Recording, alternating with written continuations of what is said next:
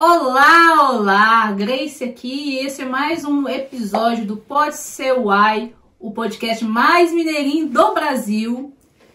Aproveite e conheça nossas redes sociais, @PodeSerUai, siga, compartilha e acompanhe esse novo episódio que está muito interessante. Hoje eu estou recebendo a Teca, que vou pegar minha colinha, né, porque ela faz um monte de coisa. Ela é ativista e ambientalista, fundadora do movimento Serra e Águas de Minas Gerais. Falei certo? Falou, isso mesmo.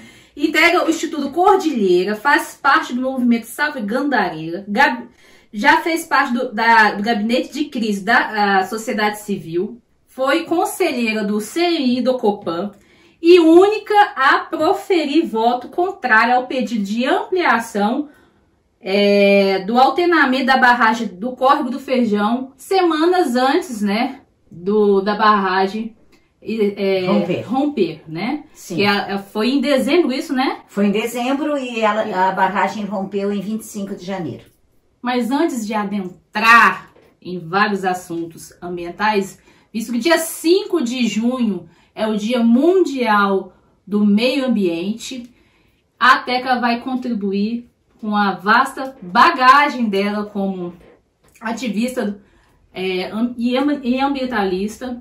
Mas antes de entrar, eu gostaria que você contasse a sua história, de onde você veio, como você foi parar aqui. Nessa luta, né? Nessa luta. Seja muito bem-vinda. Obrigada, Grace.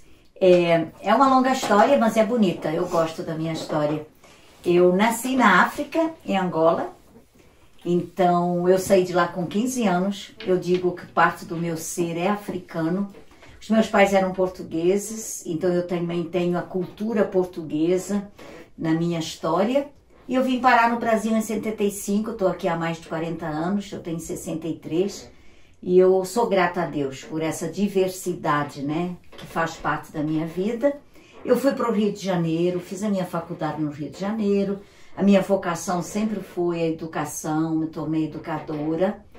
E em 97 o meu pai precisava vir para Minas, precisava de alguém para cuidar dele e eu larguei a minha trajetória no Rio de Janeiro. Ainda não havia a questão de ativista na minha vida, mas eu sempre curti a natureza. Então os meus finais de semana, o que eu buscava fazer no meu tempo de lazer era caminhar no aterro do Flamengo, era ir escutar o mar na Urca, era acampar. Então essa questão do contato com a natureza era sempre o lugar onde eu ia buscar a minha relação de pertencimento. Aí quando vim para Minas, acabei indo morar em Caeté, ali embaixo da Serra da Piedade, que é belíssima, foi amor à primeira vista. Que lindo. Reconstruí a minha vida, eu não queria mais voltar a trabalhar em cidade. Me tornei artesã, fiz curso de marcenaria, acabei mexendo com brinquedos pedagógicos em madeira, eucalipto, que geralmente é queimado, né, aqueles pedaços que sobram. E eu estava feliz naquele meu canto, tinha criado uma vida diferente. E aí fui surpreendida em 2001 com uma audiência pública em Caeté para ampliar uma mina que era menor naquele lugar. E aí foi a minha primeira sensação, como eu vejo que é o que acontece em todos os lugares onde começa uma resistência contra a mineração, é as pessoas dizerem, como assim? Esse lugar vai ser destruído? E aí eu fui para a audiência pública, não sabia nada de mineração. Eles queriam explorar o lugar que ali você estava morando, né? Não onde eu morava. A serra, eu moro numa vertente da Serra da Piedade, voltada para Caeté. Essa mina que havia, mas que dizem que era uma mina familiar, menorzinha, entrou com processo de licenciamento para aumentar muito. Essa mina é no topo da serra, depois do santuário sentido Sabará, seria do outro lado da linha de comeada, mas lógico que estava previsto o rebaixamento de toda aquela linha de comeada e destruição também do lado de cá, não em cima da minha comunidade, mas um pouco à direita. Então, aquele momento foi o meu primeiro contato com a realidade sobre a mineração, porque conforme a mineradora e a consultoria iam mostrando que é que eles pretendiam fazer. O que eu tinha certeza é que aquilo não podia. Como assim, essa serra? Como pode? E aí, naquela época, se formou rapidinho em Caeté um movimento chamado SOS Serra da Piedade, que juntou muitas pessoas preocupadíssimas com aquilo. E foi aí que começou a minha trajetória, em 2001, e que vem hoje até 2023, porque aí eu fui descobrindo que não era só nós lá lutando, era o pessoal da Serra da Moeda já lutando contra a mineração da Serra da Moeda. Minas Gerais está cheia de mineradoras. É Caeté, Moeda, São Joaquim de Bicas, Ibirité, Igarapé. Tem muito. Minas Gerais, tem norte de Minas, tem Paracatu, com aquela mega mina da Kinross, Ouro. É todo lugar. Lá que é lugar de Catas Altas, Mariana, Ouro Preto, onde rompeu a barragem em 2015. Sim. É o território todo, onde tem minério, o interesse minerário tem essa postura de que tem que minerar. E nós estamos sofrendo os impactos e essas violações por causa disso. É aí a minha história, por isso que eu estou aqui. Sim. E sobre esse movimento, MovSans, né? MovSan, Movimento pelas Serras e Águas de Minas. Então, esse movimento foi criado para garantir água potável, não é? Foi assim, em 2008, porque em 2001 estávamos nós lá em Caeté, lutando para salvar a Serra da Piedade. Naquela caminhada fomos conhecendo a turma, inclusive, de Conceição do Mato Dentro, que já estava percebendo o interesse do Eike Batista, aquela história que hoje se chama Anglo-América. E aí a gente conheceu o pessoal de Belo Vale, que estava também... Aí a gente foi se encontrando nesses anos e a gente combinou fazer um encontro no alto da Serra da Piedade para trocar ideias e ver como fazer essa coisa, aquilo que a gente podia se ajudar uns aos outros. Isso foi em 2008. E aí foi quando foi criado o Movimento pelas Serras e Águas de Minas, pensando precisamente no enfrentamento à mineração, principalmente pelos graves impactos que ela causa às águas, porque tem toda uma questão de que nas nossas serras, em parte dos nossos territórios, é onde são os aquíferos, o minério de ferro é o aquífero, mas também às paisagens, às pessoas, ao futuro. Então o MovSan foi nascido como uma articulação a partir de vários foquinhos de resistência que já havia em Minas Gerais desde os anos 2000. Eu vi um pouquinho, stalkeei isso um pouco em sua vida. Eu vi que depois que você passou a participar desse movimento, você acabou se integrando em outros movimentos também, como foi o Instituto Cordilheiras. Eu queria que você falasse o que é o Instituto Cordilheiras. E posteriormente os outros movimentos que você acabou seguindo, né? Eu vou tentar resumir. Não, porque vontade. Mas sabe, quem está nos escutando é o seguinte, quando você está militando como ativista em defesa ambiental, porque na realidade o meio ambiente não tem divisas municipais. Então, não tem como a gente dizer, eu sou uma ativista desse território. Quando você conhece uma outra situação, nós estamos todos interligados. Então, essa coisa de participar de vários movimentos tem a ver com isso. Então, por exemplo, o caso do Instituto Cordilheira, que é o mais recente, é uma ONG, tem um formato jurídico. Foram várias pessoas que já estão desde muito tempo nessa luta, que sempre atuaram em movimentos sem formato jurídico, porque o Movimento pelas Serras e Águas de Minas não tem um formato jurídico, o SOS Serra da Piedade não tem, não é uma ONG. O Movimento pela Preservação da Serra do Gandarela não tem. O Gabinete de Crise não tem. Por quê? Com uma escolha estratégica. Por quê? Para enfrentar a mineração, quando se forma um formato jurídico, CNPJ, diretorias, temos vários históricos de ONGs que se perderam na caminhada porque o setor faz incidências de pessoas que depois dominam aquela ONG e mudam a trajetória. Então, nesses movimentos que eu tenho mais participação, foi uma escolha decidida. Nós vamos continuar lutando sem institucionalizar a nossa luta, porque aí eles não sabem, porque não tem diretor, não tem presidente, não tem renovação de mandato para entrar uma chapa e mudar quem manda no negócio. E o Instituto Cordilheira foi uma necessidade, há 2 anos, que pessoas oriundas, inclusive desses territórios outros, tipo Conceição, disseram, precisamos ter alguma ONG formatada juridicamente para quando for necessário, ou a gente está caminhando onde nós, como movimentos coletivos horizontais, a gente não consegue. Por exemplo, algumas coisas como a ação civil pública, você tem que ter um formato jurídico. Sim. Tem outras incidências que não tem. Então, o Instituto Cordilheira, ele tem associados que são oriundos de várias lutas e estamos juntos para fortalecer as lutas locais e construir outros caminhos que as lutas locais não dão conta, tipo as incidências internacionais. É isso. Então, acaba que, igual você falou, você acaba comprando todas as lutas, né? Em 2019, teve o rompimento da barragem, você foi a única que votou contra a expansão, né? Do alteamento da barragem. E algumas semanas depois houve o rompimento. Eu gostaria que você falasse sobre isso. É assim, nós como sociedade civil, a gente, durante esse tempo todo, até o ano passado, a gente sabia que estar nesses espaços que decidem conceder licenças a mineradoras era importante. Mesmo sabendo que aqueles espaços estavam dominados, porque eles eram compostos por interesses favoráveis à mineração. Mesmo que fosse uma cadeira de ONG, que era o caso, nós sabíamos que tinha que ter... A ONG é ONG?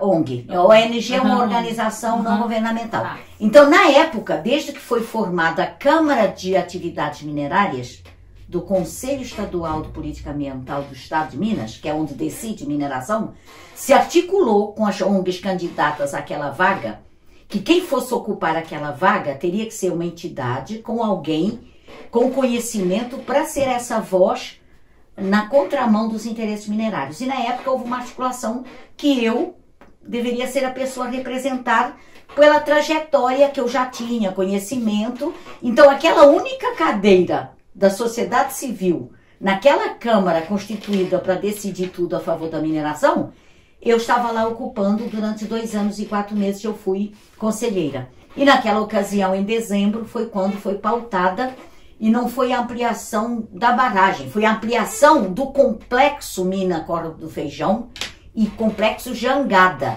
que é as duas são minas. São várias represas, no caso. Tem várias barragens. É. Nessa continuidade, até 2032, do complexo Feijão Jangada, além de ampliar a cava de Jangada, outras estruturas, tinha aproveitar o rejeito da barragem 1, que foi a barragem que rompeu em janeiro. Na época já havia um movimento de resistência em Casa Branca, na comunidade Jangada, muitos anos preocupados com aquele complexo em cima deles. Não se sabia que a barragem estava em risco, mas se tinha certeza que a Vale não cumpria condicionantes. Ou seja, tudo aquilo que ela ia tendo de licenças e que dizia, vou monitorar isso, vou fazer aquilo, a comunidade que estava ali perto sabia que ela não cumpria. Quando a gente viu que ia continuar, a comunidade na audiência pública na época, alguns anos antes, dizia assim, não pode continuar sem ter certeza. Primeiro, se essa continuidade e ampliação vai acabar com a água desse território, porque a nossa água está nas serras. Se colocou, tem que se conferir tudo que a Vale diz que faz e não faz. Então, não escutaram a comunidade, a sociedade, e eu como conselheira, fiquei lá dizendo isso. Está falhando isso, vocês reduziram a classe do empreendimento, que era a classe 6, que era a de maior impacto, de repente em um mês vocês mudaram para a classe 4. Tinha tantas falhas no rito processual que nós suspeitamos. Nossa, assim, que correria é essa? O que está acontecendo aqui? Coisas assim inacreditáveis, está tudo registrado.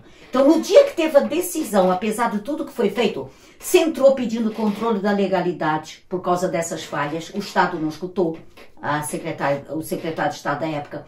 Se entrou pedindo para cancelar a reunião por causa disso, não acataram. Havia uma pressa. A gente só sabia naquele dezembro, a sensação foi, vai mudar o governo estadual e a mineração Vale quer garantir a continuidade do Feijão Jangada até 2032. Ela não quer perder isso no seu ativo de venda para os acionistas. Era a única coisa que a gente achou, porque foi muito louco o que aconteceu ali, aquela correria. Uma passada de boiada. Passada de boiada. Coisas assim que eu jamais tinha visto. Eu com a experiência que eu tinha. Em dezembro de 2018, qual era o governo? Era Pimentel. Né? Aí tava na transição. E aí a gente só tinha uma leitura para aquela correria desenfreada, com tantas coisas graves, que era para garantir a licença, que o nosso olhar era: a Vale está fechando o ano dela, que não quer perder a garantia da continuidade dessas minas.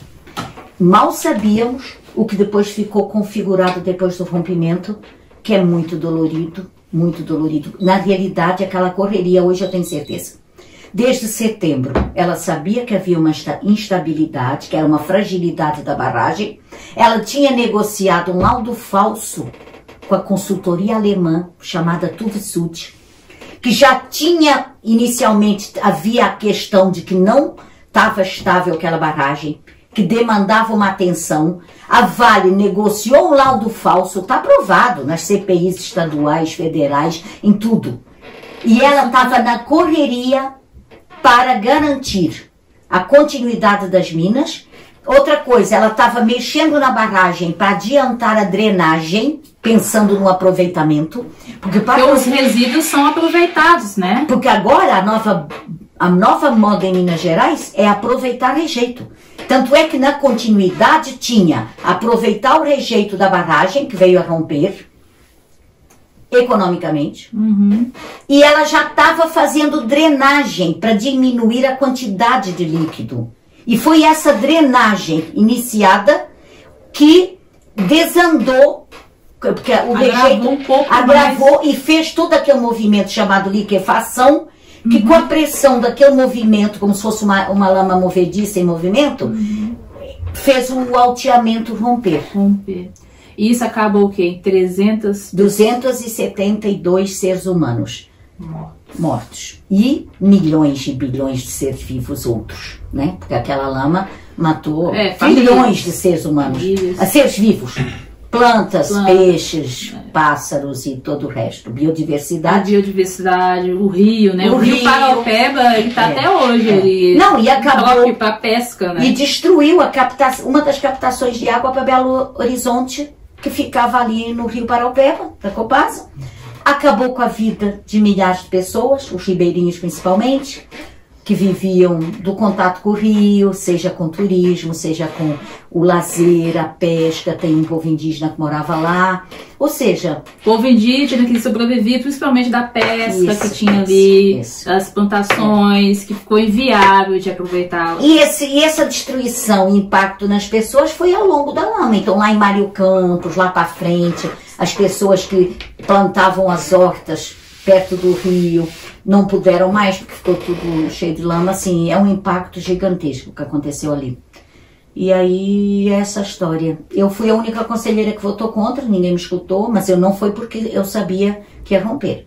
Foi porque eu sabia que a Vale, primeiro, ela é sempre suspeita do que faz, temos muitas histórias disso, e nós sabíamos porque a comunidade afirmava que ela não cumpria as condicionantes, estavam preocupados com essa continuidade, já tinham histórico, e não nos escutaram, porque a gente dizia assim, quase que a gente pedia, pelo amor de Deus, assim, façam antes uma averiguação detalhada, uma auditoria, vão lá checar como é que vai dar uma continuidade para um complexo minerário, já com várias barragens, tantos impactos, até 2032, com mais impactos, sem ter primeiro uma avaliação que não seja só o que a Vale diz. E olha o que deu.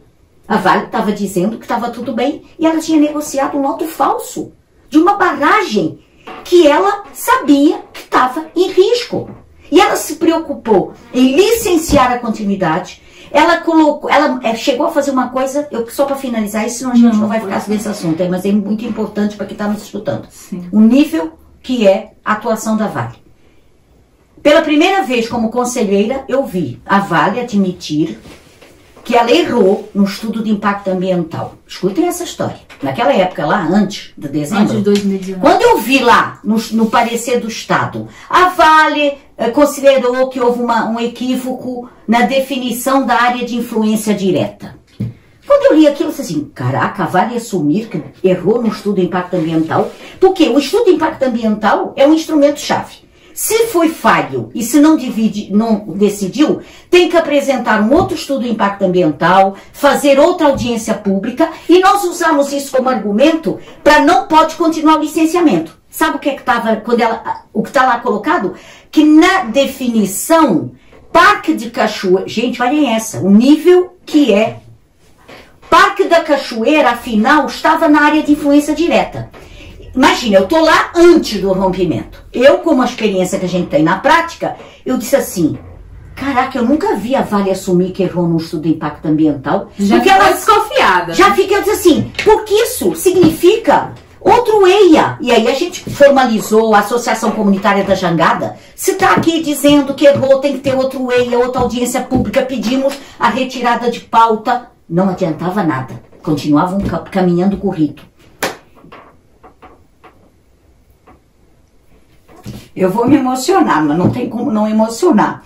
Quando rompeu, e a gente começa a escutar aquelas histórias, que aquela lama chegou em Parque da Cachoeira, matou pessoas em Parque da Cachoeira, inclusive naquela pousada, de uma mesma família, Talibé, São Paulo, 5 pessoas, e uma delas grávida. Gente, na hora eu lembrei daquele trecho do parecer da Supre, que a Vale tinha visto um equívoco e que Parque da Cachoeira está na área de influência direta. Naquela época, a Vale, que já tinha negociado o laudo falso, que sabia que em caso de rompimento, aquela lama ia passar para o Parque da Cachoeira, ela teve a cara de pau, para não dizer outra palavra, de consertar isso, porque se rompesse ou que acontecesse, como é que ela ia acabar com aquela parte do Parque da Cachoeira sem ela ter dito que era área de influência direta?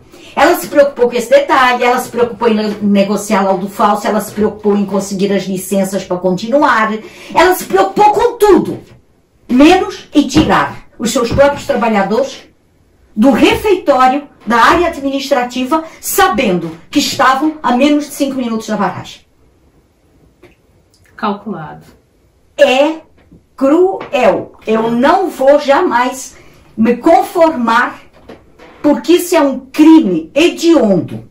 E agora nós estamos em 2023, não existe ninguém ainda responsabilizado. A Vale continua nadando de braçada por Minas Gerais, continuamos vendo nossas autoridades de todos os âmbitos, a maioria recebendo a Vale como um ator decente, com esse nível de crime. Esse nível de crime. Então, assim, me perdoem, assim, mas eu não tenho a Grace, assim, para mim é muito difícil falar desse caso, porque o que nós continuamos vivendo em Minas Gerais, relacionado com a mineração, é como se nada disso tivesse acontecido. A Vale, as mineradoras, mandam, desmandam, mudam, incidem, ou seja através da FIENG, ou seja através de políticos, ou seja através de governador, ou de prefeito, ou de câmara. Continua mandando em Minas Gerais, Grace. E o que acontece? Nós continuamos em risco. À mercê. À mercê de novas tragédias, fora as tragédias diárias. Porque a mineração impacta e viola 24 horas por dia nos lugares onde ela está. Quem está ali perto. É isso. E atualmente tem a Serra do Curral, que é outra tragédia anunciada, né? Sim.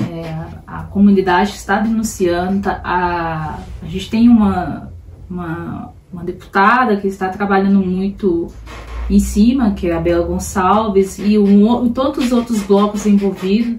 É um parque, é um patrimônio cultural, histórico, e mesmo assim está sendo liberada a exploração, né? E assim, para quem não está acompanhando, vai conhecer agora, se você está acompanhando, quando começou a história da Serra do Curral, é outro nome, não chama Vale, chama Mineração Taquaril. Taquaril Mineração. Mas o setor minerário está todo articulado nos combinados, né? Mas, quando a gente viu, a gente pensou, Serra do Curral, eles não vão ter esse tipo de comportamento, porque está bem na capital do poder, onde estão os poderes constituídos, né? A capital de Minas. Quando a gente viu que toda essa loucura que está acontecendo, judiciário dando decisões que não fazem o menor sentido, a maior parte, fazendo cair liminar, políticos ainda condescendendo, o governo não fazendo a proteção com o tombamento estadual, que isso já teria resolvido o assunto. Sim. Quando a gente diz assim... Manobras e manobras. Manobras e manobras para não... A gente diz, é a verdade. A mineração, ela é tão onipotente e ela subjuga ou domina. Não é subjuga só, porque as pessoas, os poderes entram nisso porque querem. Quem cada um escolhe onde está. De tal forma essa onipotência que até a Serra do Curral, que se eu fosse estratégica, eu diria, não vamos mexer com a Serra do Curral, porque vai mostrar para todo mundo que nós somos mesmo vorazes, gananciosos. Não! Eles não abrem mão nem da Serra do Curral, mesmo sabendo que isso está trazendo para a população. Filme, né? Está queimando filme. Mesmo queimando o filme. Então o resumo é, a mineração, ela é hiper voraz. Ela não quer abrir mão absolutamente de nada. Essa é a realidade. E sabendo que os nossos poderes, que seriam os órgãos de controle, não estão enfrentando isso, ou seja, não estão parando isso, esse é o momento que a gente vive em Minas Gerais. O que isso vai resultar? Fora o que já está acontecendo com cada comunidade e natureza violentada. É plantar sementes de tragédia atrás de tragédia. É assim, a nossa realidade é gravíssima. Não significa que, como alguns dizem, então não tem nada para fazer. É o contrário. É uma questão de sobrevivência. Eu tenho usado, nós temos usado. Nós em Minas Gerais estamos numa luta pela sobrevivência frente à mineração. Não há mais como pensar narrativas. Vamos conciliar uma nova mineração, como a gente escuta falar, essas narrativas. Tem sido já. Não, agora é uma mineração que finalmente aprendeu os erros. Gente, isso é tudo falácia. Isso é tudo um marketing para continuar na mesma, com a mesma voracidade, com os mesmos interesses e dando uma maquiagem para que a sociedade e os inocentes acreditem que então a mineração agora melhorou. Não é real. Isso não é verdadeiro. E outra coisa, Teca, a gente passou recentemente no estado, no governo Zema, uma reforma administrativa. Eu queria saber qual que foi os impactos dessa reforma administrativa nessa pauta ambiental. São, que nome? Gigantescos. Por quê? Porque já tínhamos uma legislação toda feita para facilitar a vida da mineração, as licenças, então uma superintendência de projetos prioritários, onde tudo ocorre, uma Câmara de Atividades Minerárias que decide, toda composta pelos aliados da mineração, sejam eles poder público ou privado. Se já tínhamos toda essa máquina facílima para a mineração, com a reforma administrativa isso foi aprimorado. Então, por exemplo, ao colocar na FEAM, que é uma autarquia, que não é uma instituição pública como é uma Secretaria de Estado, e dizer ainda que podem ser esses serviços todos ligados a licenciamento, a todo esse controle dos ritos, né, de licenciamento e tal, não sair do poder do controle público e trazer para a possibilidade de ONGs, ou CIPs, organizações outras, isso significa... acabou com tudo que tem a ver com a possibilidade de controle social e com o direito que está na Constituição, que está lá no artigo 225. Compete ao Estado e à coletividade cuidar do meio ambiente para as presentes e futuras gerações. A reforma administrativa no âmbito ambiental foi a pá de cal do direito constitucional da coletividade cuidar do meio ambiente. Por quê?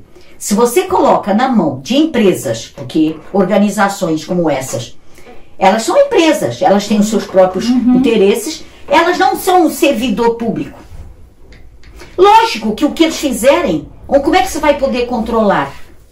Porque quando é poder público, por mais que seja difícil, a gente ainda tem que ter mais transparência. Então, no âmbito ambiental, fora outros detalhes, isso é extremamente grave, não se conseguiu impedir, e os reflexos para Minas são incomensuráveis. Não tem como prever nesse momento, mas eu tenho certeza que são terríveis.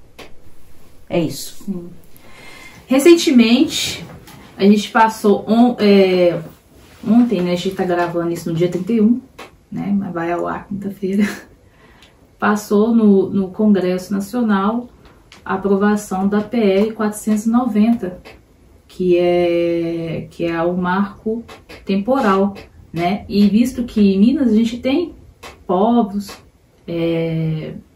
inclusive em Brumadinho tinha um povoado ali na margem e foi transcrito para Bicas, né? Gostaria que você comentasse sobre essa recente aprovação desse marco temporal, que infelizmente foi aprovado, né? Assim, o marco temporal, assim, é mais uma prova, uma palavra que se usa muito, escrachada, disso que eu tô falando. Quer dizer, existe todo um sistema, uma máquina, onde aqueles que estão, entre aspas, representando o povo brasileiro, estão a serviço dos interesses privados. Por quê? Se na Constituição existem direitos, como é que se estabelece a partir de qual ano é que os direitos dos povos indígenas ou as prerrogativas, se eles estão aqui desde o início, ou seja, esse desmantelamento do que existe de arcabouço legal para garantir direitos é uma das principais estratégias do interesse econômico, sejam eles do agronegócio, da mineração, de todas as iniciativas vorazes econômicas. Então, essa aprovação é como se fosse assim, a prova, mais uma prova, de quem está mandando no Brasil é uma minoria ligada a interesses econômicos vorazes e que estão pouco se lixando para o povo brasileiro, para a natureza, para tudo que nós temos de bênção no atual momento gravíssimo de emergência climática. Quando a gente olha o planeta Terra, o Brasil é um país abençoado que tem melhores condições ainda de trafegar pelo que vai acontecer daqui, já está acontecendo, daqui em diante com a emergência climática no planeta. Nós somos um povo que, graças também a esses povos indígenas, quilombolas, a quem esteve no território, que não devastou, que ajuda na preservação, que não entrou numa lógica gananciosa, nós temos uma condição única. Fora algo, tem outros países no mundo, mas geralmente são do hemisfério sul. Nós temos uma bênção para nós trafegarmos pelo que vai ser terrível daqui em diante. Está provado pelos cientistas. E a decisão de ontem comprova que quem está mandando no Brasil é um interesse voraz econômico travestido. Isso é em desenvolvimento, vai trazer crescimento, vai trazer empregos. Isso é uma grande falácia. Está levando e já está levando o Brasil para o buraco. Tem muita população que percebe, está refém. Não tem nem como achar que consegue vencer isso, porque é tudo poderoso. É como eu falei, se em Minas Gerais a gente não conta com o judiciário, com os ministérios públicos, com o parlamento, seja ele municipal ou estadual, não conta com governos, não conta com defensorias públicas, como é que as pessoas nos territórios, com menos, vão achar que vamos ter saída? Então eu tenho usado algo que nos remete lá no início da nossa história terrível, chamada época colonial, os bandeirantes. É o seguinte, nós estamos vivendo uma escravidão, uma usurpação do território travestida do século XXI. Com outra, não tem mais negros algemados ou no chicote, mas tem terceirização, quarteirização, diminuição dos direitos trabalhistas, tem trabalhadores que foram soterrados por todo um assédio. Todo um assédio, uma Vale que não se incomodou com seus próprios trabalhadores e a maioria dos que faleceram era dela. Nós temos ainda outras formas diferenciadas lá do início, mas que continuam. E temos uma população refém, que é só esse caminho que a gente tem, quando não é. Então, o que aconteceu ontem deveria ser realmente um marco, não temporal, para mim deveria ser um marco de uma revolução, assim, de algo que parasse isso. Eu estava comentando aqui, antes de vir para cá, tinha que se impedir que políticos continuassem como políticos quando eles estão defendendo interesses vorazes econômicos na contramão da Constituição. Tínhamos que ter mecanismos de assim, ok, você é um político, você é um governante, você o que seja, está aqui provado, você fez uma proposta de lei, você votou violando direitos. Então você está fora. Sabe igual ao tipo impeachment? Impeachment tinha que ser, porque não dá para continuar assim. Porque é esse grupo que está mandando e está destruindo o Brasil. O Brasil que eu falo, natureza e pessoas. E as futuras gerações, as nossas crianças. Direito ao futuro. Interessante que ontem também, né, em Minas Gerais, existia a resolução 001 da SEMAD-CEDESE, né, que tentava regulamentar o direito dessas comunidades tradicionais à consulta, né? E interessante que geralmente são as comunidades tradicionais, né, os quilombos, os terreiros, né, os ciganos, os indígenas, que têm conseguido barrar, de certa forma, o avanço da mineração. E existia em Minas Gerais essa resolução. Sim. Ontem ela foi revogada, né? Publicou hoje que ela foi revogada, fruto de um trabalho ali na Assembleia Legislativa. E aí é interessante que, disso que você estava falando aí, né, de como eles são vorazes, que aí na medida em que se cria mecanismo de impedir, eles vão lá e criam outra narrativa. Então, na Câmara Federal tem a Comissão de Mineração Sustentável. Isso. E aqui na Assembleia de Minas estava tentando criar, não sei se chegou a criar, a Frente de Mineração Sustentável. Eu queria saber se existe essa possibilidade, né, da mineração sustentável. Existe mineração sustentável? Não, não existe. Não existe. Isso é uma falácia. Porque, repara, como é que se vai dizer que existe uma mineração sustentável se o pressuposto da mineração é chegar ao minério e, para isso, ela tem que destruir o lugar para chegar ao minério, e nisso ela destrói vegetação, destrói água, destrói a saúde, porque aí tem a poeira, os particulados, né? Destrói, inclusive, outras alternativas para aquele território. Porque onde tem mineração, não dá para dizer, agora vou fazer mineração e depois vai poder ser outra atividade. Porque é destruído, não tem como aquele ambiente voltar a ser as perspectivas do que era, caso tivesse íntegro. Então, o sustentável é no sentido de manter a voracidade.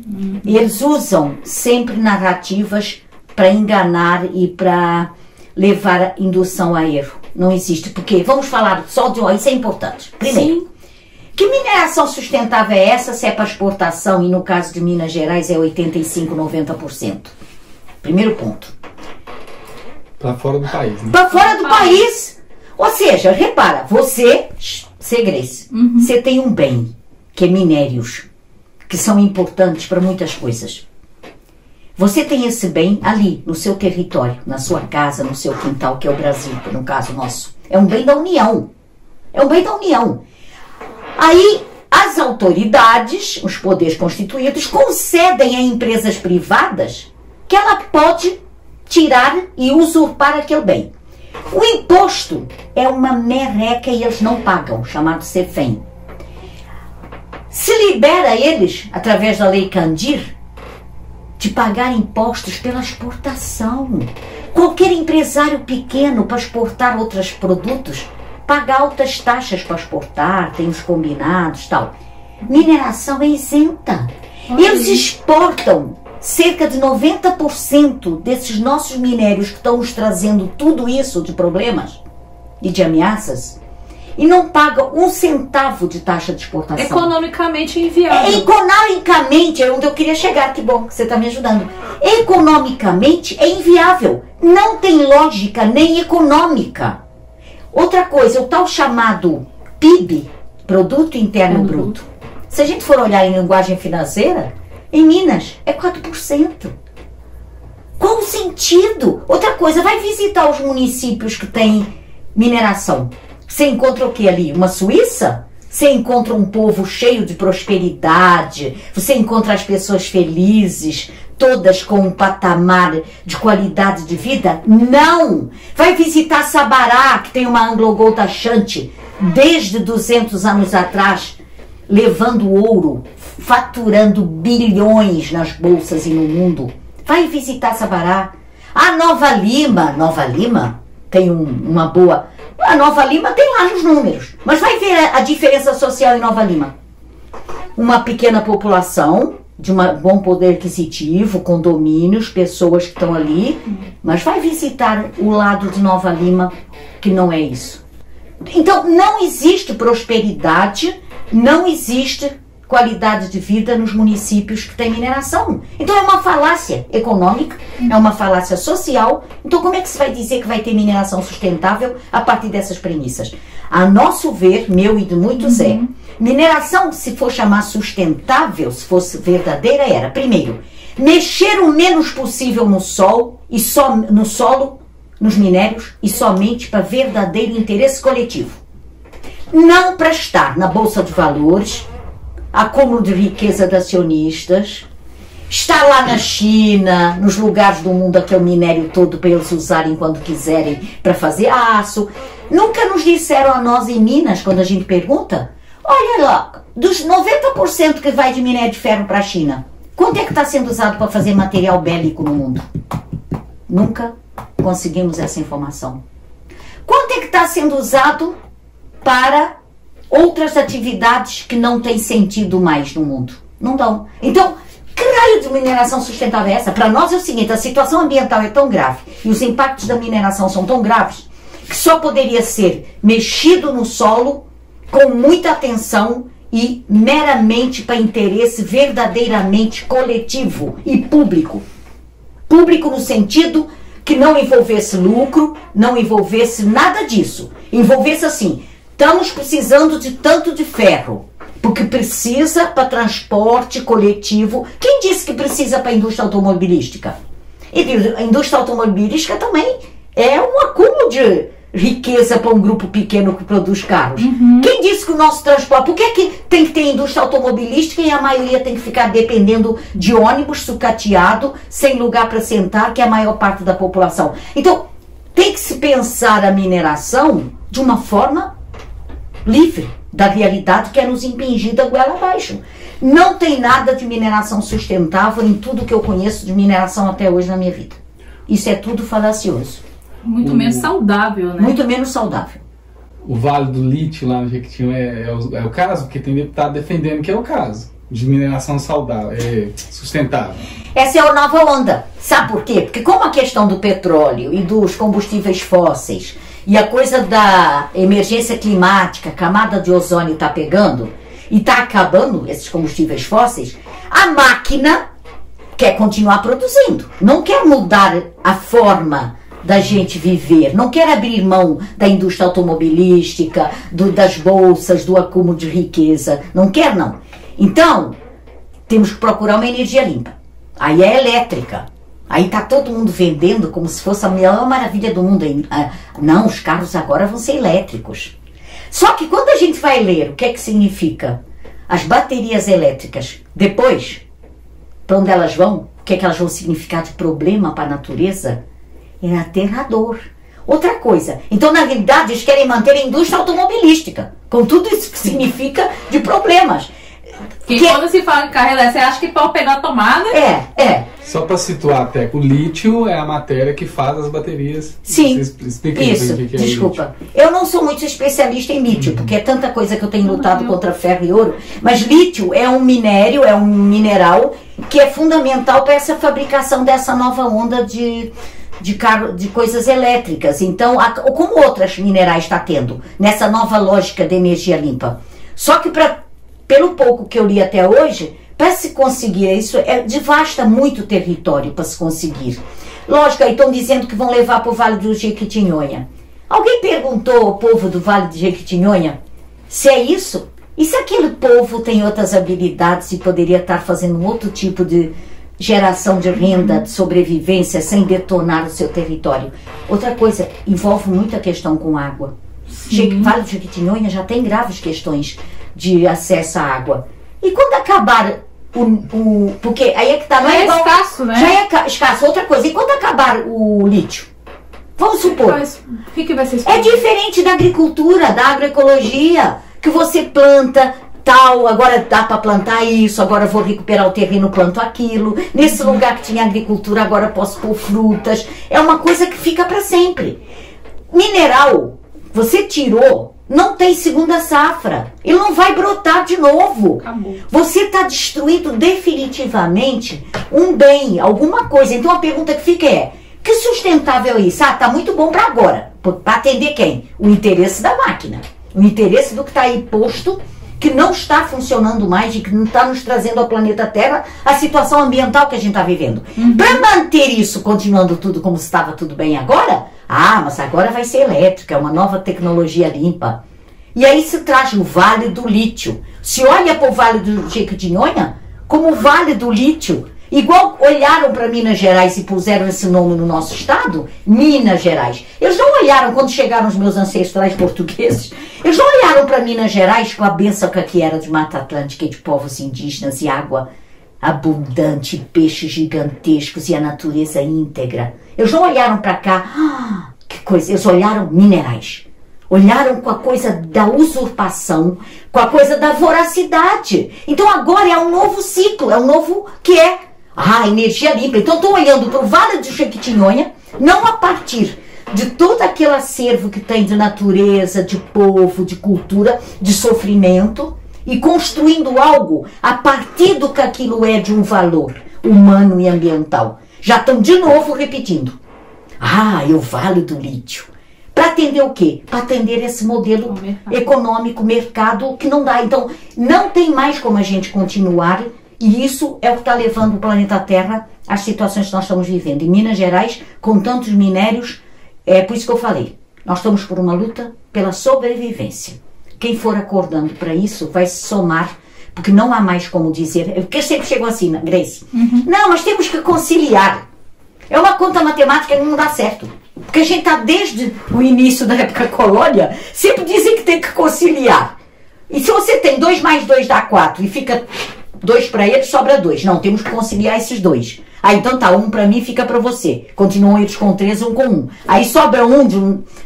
Esse conciliar é o contrário. Eles só estão mantendo os mesmos interesses e os nossos impactos e as nossas violações e os danos a Minas Gerais, à população e à natureza cada vez maiores, e nós estamos vendo aí centenas de barragens de rejeito, ameaças a todo momento de novas tragédias, novas minas, novos problemas, é tudo uma loucura. Então, Vale do Lítio é uma nova narrativa do mesmo modelo de voracidade e domínio do território, com outras linguagens. Resumindo, o Estado não precisa de mineração. O Estado não precisa de mineração, e eu não tenho o menor receio, até economicamente dá para provar na ponta do lápis. Não é. O nosso território de Minas Gerais tem muitos potenciais. Tem lugares que é bom para a agricultura, tem lugares que é bom para o turismo, tem lugares que é bom para pequenas indústrias e pequenos empreendedores. Nós temos que mudar a lógica até do sistema produtivo. Basta de que tudo esteja na mão de grandes empreendedores e grandes grupos financeiros que não têm nem cara, que são só de acionistas que estão aí virtualmente na Bolsa de Valores. Tem que ser a geração de renda melhor dividida e que causa prosperidade. É o pequeno comerciante aqui, é o pequeno fabricante de roupa ali, é o agricultor cá, é o empreendedor de turismo, porque aí ele dá um emprego, a sua família está sempre ali mantendo a sua atividade, porque não tem a coisa do lucro. Para finalizar, eu li que há uns anos atrás um prêmio Nobel tinha a ver até com a questão, um estudo, uma prova econômica, é o seguinte: se nós conseguíssemos eliminar bolsa de valores, acúmulo de lucro, cada um de nós, seres humanos, teria que trabalhar por dia de cerca de 4, 5 horas, trabalhar no sentido de produzir bens ou serviços, para que todos fôssemos prósperos. Nós temos que trabalhar essa jornada dupla, tripla, pai, mãe e filhos, por causa desse sistema. Ou seja, economicamente está provado em vários estudos e planilhas que tudo isso é para atender um modelo que 10% da humanidade tem 90% das riquezas e que 80%, 90% da humanidade está passando fome, ou não é passando fome, é classe média, passando o dobrado como a gente passa. Qual é o sentido até econômico disso? Nenhum. E a mineração faz parte dessa máquina voraz. É isso. Triste. É assustador. Eu sei que vocês estão me vendo, mas a realidade é assustadora. E a gente, assim, a gente tem que conhecer a realidade. Não adianta acreditar em falácias, até para a gente ser capaz de olhar para ela e dizer, ok, eu não quero isso, Eu vou enfrentar isso, eu vou juntar com outros, eu vou sonhar o impossível até que se torne possível, e as mudanças são feitas assim na humanidade. Então acho que em relação à mineração, nós estamos nesse momento no planeta Terra. É questão de sobrevivência. Ou a gente para isso, ou realmente é como os cientistas dizem, nós tem outras coisas também, o agronegócio, outras, mas dentro dessa máquina toda tem a mineração. É isso. Estamos caminhando para o final. Quero agradecer. Eu quero agradecer a grande aula que você deu aqui. Confesso que aprendi muito nessa entrevista. E eu gostaria de deixar ali para você passar alguma mensagem para todos que estão assistindo aqui. Tá. Assim, eu sei que para quem está me assistindo, assim, nós assistindo aqui essa conversa boa, e tem ali também o Ailton participando. Gratidão, Ailton, viu? Que é o nosso sombra. Mas é um sombra bacana, viu, gente? Ele é um sombra bacana. No próximo programa você apresenta o Ailton aqui na frente para eles, tá? Mas eu quero falar para vocês assim. Nós temos que saber que a realidade é assustadora. Não adianta ficar com os olhos vendados. Até para ser capaz de fazer esse processo que eu e muitos fazem, que é buscar e não deixar de lutar por uma mudança, para que haja justiça, para que haja um futuro diferente. Então, é isso. E vale a pena, sabem? Assim, eu tenho que trazer o que eu sinto e vejo, e me emociono e me indigno, mas tem muitos focos de resistência. Tem muita gente querendo uma coisa nova. Tem muita gente, como se fala, de saco cheio, que isso não está funcionando, as pessoas não estão felizes. Não temos uma sociedade feliz. E Brasil tem tudo para ter um povo sempre feliz. E isso está nos sendo usurpado. Então, vale a pena a gente se juntar. É uma mensagem de esperança. Eu não desisto de acreditar que temos que continuar. Não sei quando é que isso... Não importa quando é que vai ser. Coisas já são agora. Já se tem muitos exemplos de conquistas agora. Nós, na Serra do Gandarela, estamos desde 2007 enfrentando a Vale. Ela já tentou 5 vezes a licença, não conseguiu. Tem muitos exemplos no Brasil que vale a pena fazer isso, sonhar o impossível e plantar sementes do que tem que ser. Então é uma mensagem de esperança para vocês também. Gratidão. Muito obrigada. E, gente, todos os movimentos que a Teca acompanha, eu vou deixar na descrição para vocês acompanhar os perfis do Instituto MovSans, né? Do Movimento Pelas Águas de Minas. Isso, Salve Gandarela. Salve Gandarela. E faltou algum? O Instituto Cordilheira. E o Cordilheira. E eu posso mandar do SOS da Serra da Piedade. Vai estar tudo na descrição. Acompanhe o trabalho, que é muito importante, né? Quem quiser também adentrar também para a luta, bem-vindo. Seja bem-vindo, procurar aí. Muitas formiguinhas juntas dá certo. Isso aí. Teca, muito obrigada. Obrigada. E, pessoal, ficamos aqui com esse episódio. Aproveita e confere aí nossas redes sociais, @PodeSerUai. Né? Esse episódio vai ao ar na íntegra no YouTube e no Instagram, os cortes. Então, segue lá e ficamos por aqui. Obrigada, Té. Obrigada, Grace. Obrigada, Hilton.